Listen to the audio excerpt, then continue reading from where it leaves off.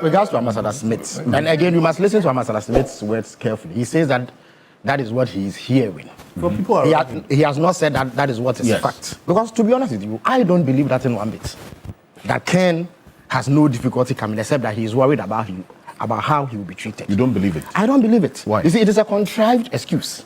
Everything Ken has... if you allow me, You don't believe it. So yeah, but I don't believe it. Yeah. Even if Ken himself told me, I won't believe it. Okay. Because I will assess Ken by his conduct, not by his words.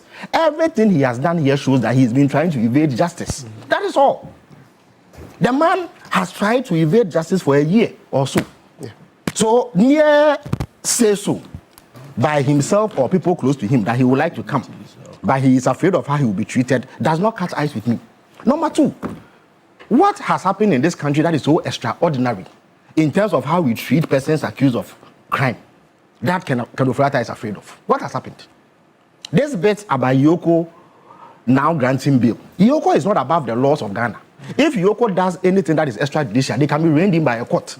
So if you are arrested and taken to Yoko, and they impose bail conditions that are unreasonable, there's a recourse. Yeah. And many people have used it in this particular instance. The National Service people who were detained, bail was set to be commensurate to the offense.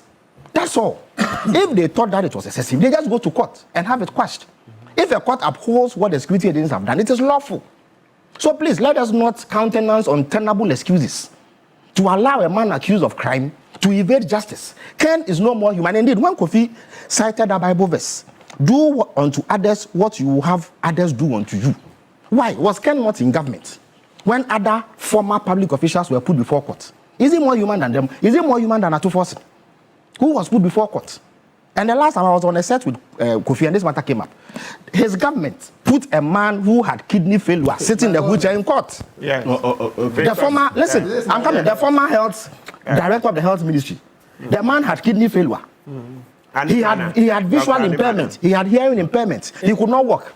In the first place, I'm coming. No, I'm coming. Number two. No, I'm not. I'm talking about Ken. Not I still stand by it. It's wrong to put sick people. So what they did was wrong. Good, so I'm coming. No, it is your own verse. Do unto others. So I'm standing by it. If you let me land, please. Do unto others what you have others do unto you. What did Ken do to others? Is he the one who jailed them? No, it was his government. You understand me? No, you Ken. Listen, I don't believe that his mismanagement of the economy is basis to prosecute him unless you establish crime. So for me, that he inflicted hardships on Ghanaians through incompetence and mismanagement is not an issue. Ghanaians have exerted retribution by voting out his government and his cousin. Thank you. You understand? So that I accept. But if he is believed to have committed a crime, there's nothing about Ken that makes him extraordinary.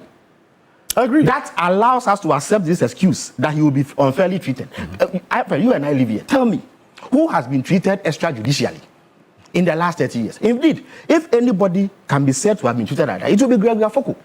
Why is there not a court ordered his release? He was held for 10 years by the government that Ken was part of. Why? Kwakye Ofosu was he not human? So how do no, I'm not even saying that it is justification for treating people wrongly. But I'm saying that in Ghana here, we don't have a history of behaving like Russia. So the Navadni excuse is completely far-fetched. Look, indeed. Again, let me say this. There may be other instances. But why? The only time in the last 30 years that a high-profile person has died in the custody of security services was Alhaji Issa Mobila in 2005, where he was tortured by soldiers and killed. Since that matter, I made the point that I don't think this is what my country is. Exactly. So for me, it does not even arise. Look, Ken has tried to evade justice. Ghanaian law enforcement officials have the right to hold any and everybody. Look, President Mahama, when he left office, he was subjected to an investigation process. I have said the same thing. No problem. Even President Akufo-Addo, if his 3-year immunity status does not expire, anybody who believes that he's done something can. But President Akufo-Addo is living in this country. Nobody has harassed him. Yeah. So what is special about Ken Ofori-Atta that will make anybody harassing? The fact that he may be arrested, read his rights, and kept in police or whatever custody it is, interrogated, taken to court, granted bail. and then the court process, begins. How different is that from what even members of his government as well are going through today? Are there not MPP people who want to be and co? And his lawyer is here. The buffer stock man. No, Ahmed, the buffer stock man. The same thing. The buffer stock man, is he not standing trial? We're all saying the same thing. What has happened to him that is extraordinary? Again, the last 2 points. Again, the options that Kofi says are available to Ken Ofori-Atta are actually not available. Indeed, check the sequence of events. Ken Ofori-Atta's visa was revoked upon the intervention of the Ghanaian government because it was noticed that the extradition process may take a bit of time. I see. However, if the visa is revoked, immediately, even his stay in the United States is made untenable unless he is able to show at this hearing that he has cause to do so. So the fact that they have a citizenship purchase program doesn't mean that if you are accused of crime, you can go and buy it as a way of evading justice. The American system is not a banana republic. Excellent. They have straight, forget about what you may think about Trump, but their system is solid. They believe in the rule of law and they practice it. Even President Trump will be held to account if they believe he is done wrong. So the fact that he is selling citizenship, that program is open to persons who are eligible. They will screen you. You think that they will sell citizenship to somebody who they suspect to be a terrorist? They won't. Or a drug dealer. They won't. Number two. No. Kofi, I'm saying, are you saying that the American authorities? No. Even if listen, he could have said no. If you are, I'll land shortly. Kofi, you believe that President Trump or the American system will grant or sell citizenship to a drug dealer or a terrorist simply because that is available, or somebody who has criminal charge crime? They won't. Number two, self-deportation. They will not hand $3,000 over to Ken Ofori-Atta to self-deport, knowing what they know. When they themselves have taken the step to revoke his stay in the United States because of the offenses that he is accused of. So the argument that Kofi has advanced, unfortunately, are not tenable. Number one, Ken doesn't have any excuse not to be here. Nobody will kill him. Nobody will mistreat him. There is so much recourse that he can resort to if he feels unfairly treated. The same treated meted out to everybody. Why? The RDC chairman, Ofosu, he was arrested and put before court for attending a meeting. Meanwhile, those who actually had killed people, over which he was convening the meeting, walked free. It happened in this country. There are people who shot people dead, who are walking free in this country. Gregory Afoko, a court ordered his release. He was kept for 10 years, a decade. It was under Ken Ofori-Atta's government when that happened. So please, has never got in the government. What that means, the government that he was part of. It is because of the premise that Kofi laid. Do unto others what you want others to do unto. So what did Ken Ofori-Atta's government, his cousin, the president, do to others? His brother, they are brothers. You understand me? So please, everybody, and indeed, the reason why Ken Ofori-Atta's case is even essential is that he was in Occupy Ghana with Bent Kofi. Why? He is on record to have actually penned an article in 2015 calling on people to hold government to account. Indeed, he even attacked civil society and the media for being complicit in what he believed to be poor governance and calling for accountability. He went on Occupy Ghana demonstrations ostensibly to demand accountability, which was his right. Why, therefore, is he running away from accountability? When the same rod is used to measure him, he says he is afraid. Suddenly, Ghana has become a backwater republic, a banana republic. That the moment he comes to Ghana, he will be bundled up, taken to his home, tortured and murdered. So he is afraid. He can't come to Ghana. He is better than Gift Awari and Abdul Hanan and Wuntumi and all the others. He is better than Opuni, Agongo, Atufosin, Ofosu. He is better than Sedina.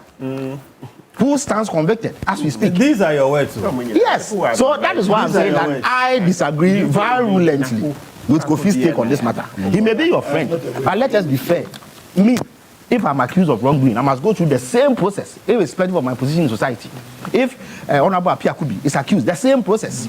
If President Mama is accused, the same process. No, that is how. Last week when I was here, I told Ghanaians that I was also invited. Absolutely. And indeed, in your case, look, you had cause to engage the security agencies over what you perceive to be mistreatment of your client. You took the steps to ensure that his rights were vindicated and respected. Not so.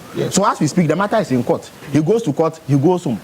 Yes, it may impose financial burden, it may impose stress on you. I told Ghanaians about myself. Absolutely. You submitted yourself. Yes, Look, me, the last time we were in government, the man came to I woke up one day and former President Rawlings had said that I had gone to buy 2 houses. Okay, gentlemen. Look, let me tell you something. He said that I had gone to buy 2 houses. Okay. We're not saying they were completely false allegations. How? The OSP put it on his cards and sought to investigate it, except that he found out it was false, so he discontinued it. You understand me? If indeed he had ever called me in respect of those false, bogus allegations, I would have had to respond. The former president of this country, over bogus Airbus allegations, was interviewed by the OSP. The current president. Yes, the current president. Yes. So if even the president subjects himself to due process, why would a former financier suddenly express fear which doesn't exist? These are non-existent fears. That is you. And for me, it is only a ruse to evade justice. He is going to extraordinary lengths to do so. Nonetheless, I speak for government, and I can assure you that there is no effort to mistreat him, embarrass him, or harass him. In any event, it's not even government that is looking into his activities properly, so-called. It is the OSP, an independent arm, except that the OSP has only enlisted government's help to use formal processes to get him here.